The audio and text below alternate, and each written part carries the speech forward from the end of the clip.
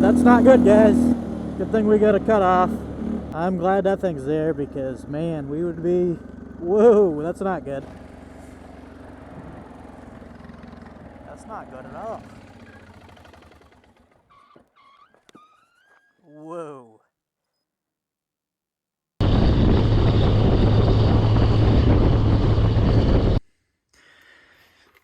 So I get this Polaris Diesel torn down after she ran away. Changed the injection pump out. I have a couple other of these diesels, so it was worth a try. I tried that, and it didn't. It still wanted to run away. Checked the injector, and same thing. I switched the injector out, same thing. So I've gone in a little further. When this, I got it back on now, but when this injection pumps out, you can actually kind of see over towards the governor, and something looked a little funny in there. So I get this off. She's ready to pull. Let's check her out. So, yeah, that's not good. I think you guys can see it, yeah. So this is the governor right here. Oh, sorry. This is the governor. These are the arms that pull this out. That's, well, this is not supposed to be bent. There's supposed to be one of these right here. That's not great. So I'm guessing this motor is going to have to be completely torn down. I didn't hear anything, but it's got to be down there. That sucks. Oh, that sucks. Let's pull this off.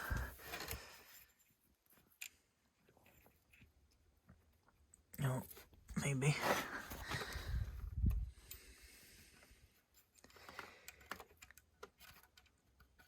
I don't know if I can get it off with that. There we go. Yeah, so that's our little governor plate. So let's see what else. Yeah, I guess this motor's... Ah, that sucks. Just because of that stupid thing, but hopefully it didn't damage anything. I guess we'll start ripping her down and see. Oh, wait a minute. Whoa. It's literally right here. That is awesome. The other one's still on there, right? Yeah. So the third weight, oh, I thought that dropped down in the motor for a minute. I was about to go get my magnet and start fishing around down below and hope it didn't get ground up, but it's literally right there. So I just, whoa. Okay, let's get that away from the motor. But yeah, so you can see it just must have twisted off of there. I don't know, too many RPMs, or maybe it had a crack in it. We'll pull that one off and see what it looks like. Okay, so I got the governor plate off here. As you can see, every one of these things, well, the ones that are left are bent.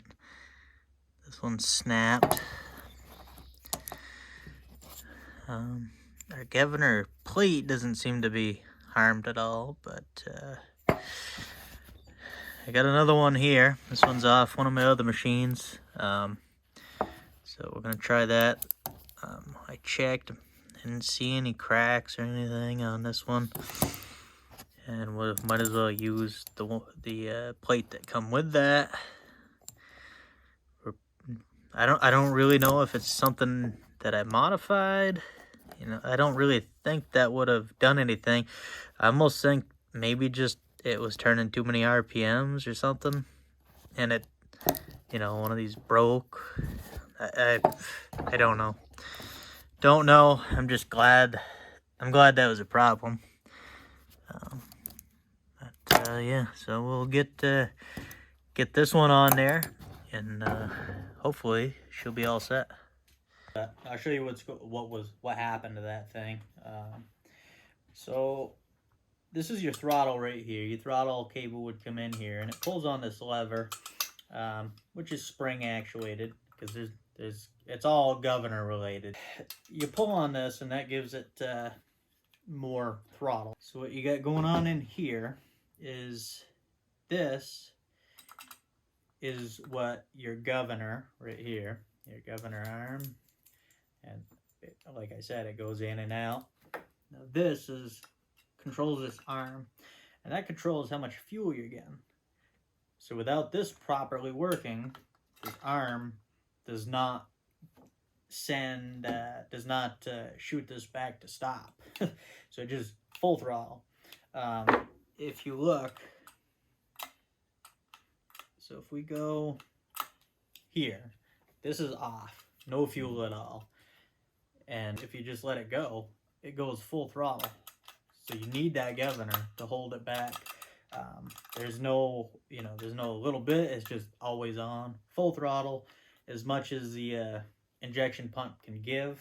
There was so much fuel coming out of this thing, it was crazy. I didn't know if it was oil, fuel, what. It was a little oil in my intake, but I think most of it was the fuel from this thing. So that's how that operated. Luckily, it's got a shut off, which is right here. This is your electronically controlled fuel shut off, but it's also got that red lever you saw me pull when she was going away, and that just shuts the fuel right off.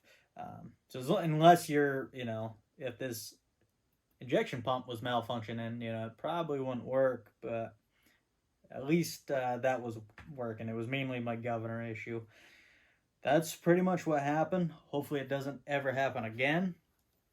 I got so lucky with this little weight. I can't believe it didn't go down in the engine, or even where it landed. It could have, it could have hit my camshaft, ruined my injection pump, ruined the cam, took it out of the head. It would have been bad. This right here is almost impossible to find. They're so hard to find, the injection pumps. Alright, I got everything hooked up now. Just got to bleed the fuel line, and hopefully she'll fire up and doesn't run away.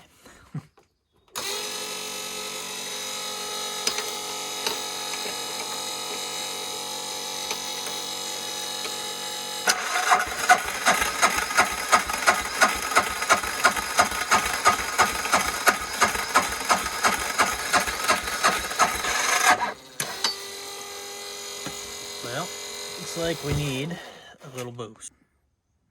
All right, put a little more juice in it.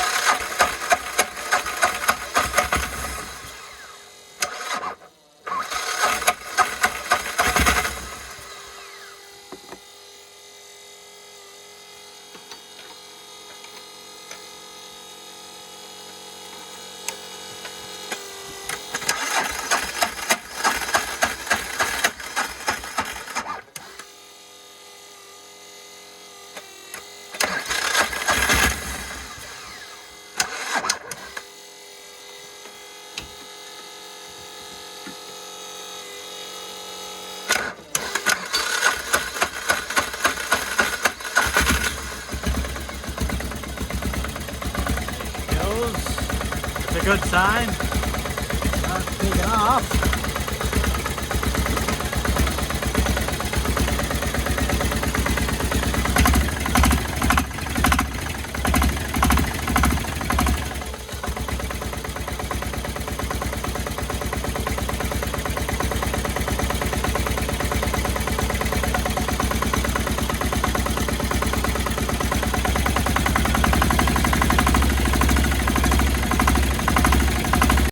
So I was putting this footage together, and I could have swore I had a video of this thing running.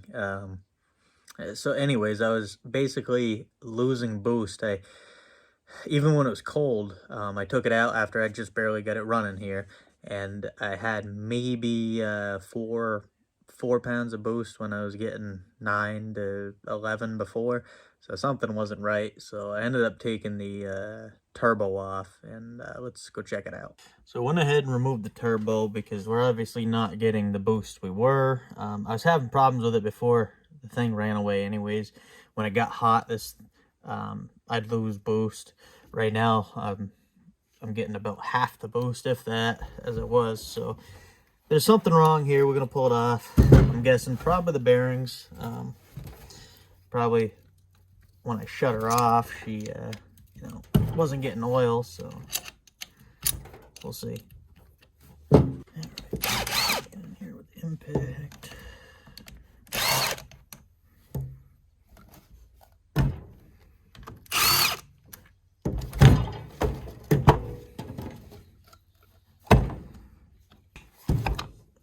I'll move this housing here.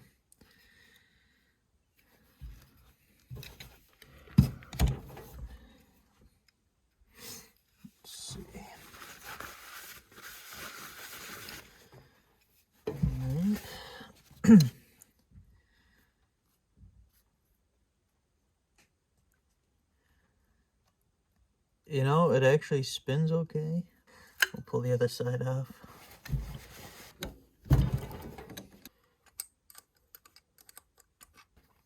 Alright, so we got her torn apart.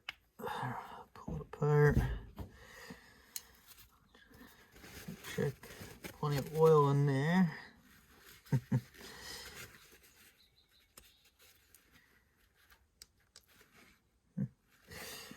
Alright, well.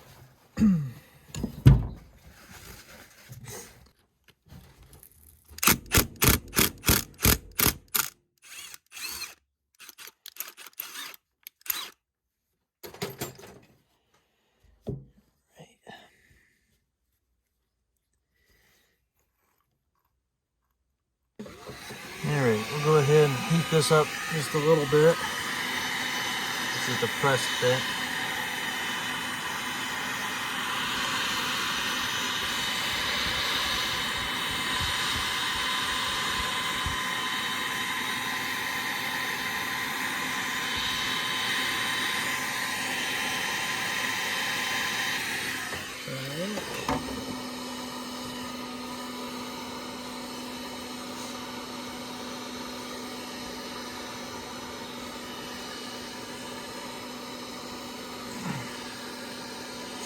Coming.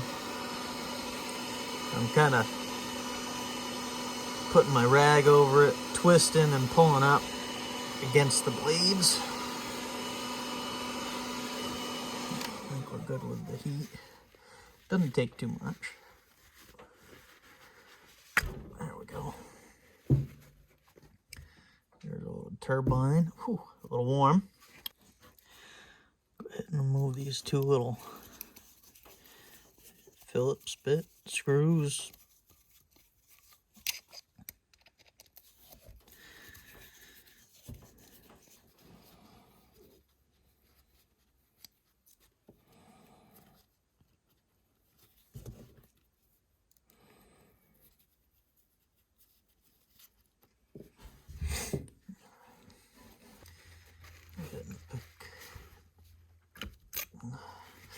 There's the other half of that turbine.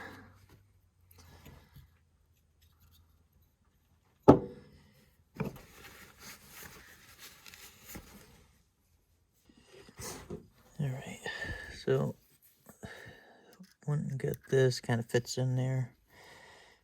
Now we can just pull that out. Just like so.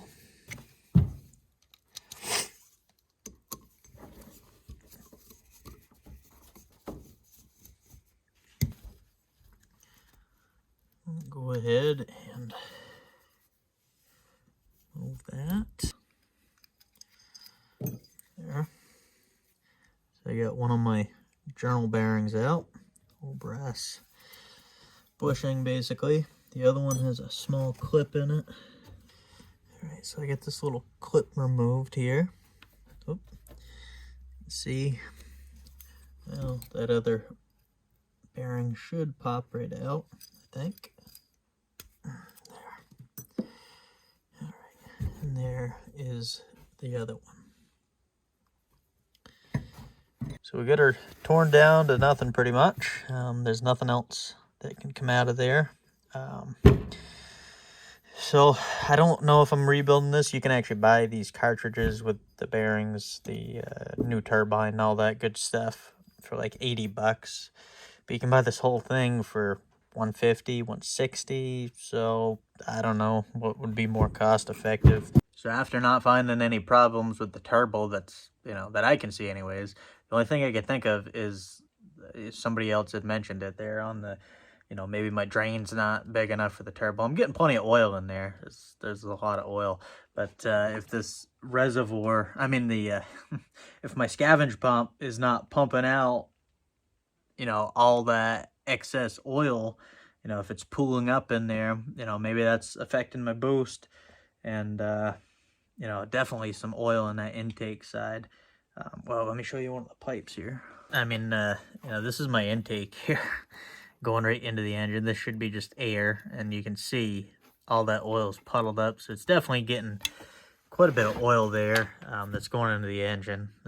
That's not a good sign. We'll try to get that drain straightened out, or I don't know, I might even end up putting my turbo over here like I first thought. That way I can gravity feed it back down to the oil reservoir. We'll see.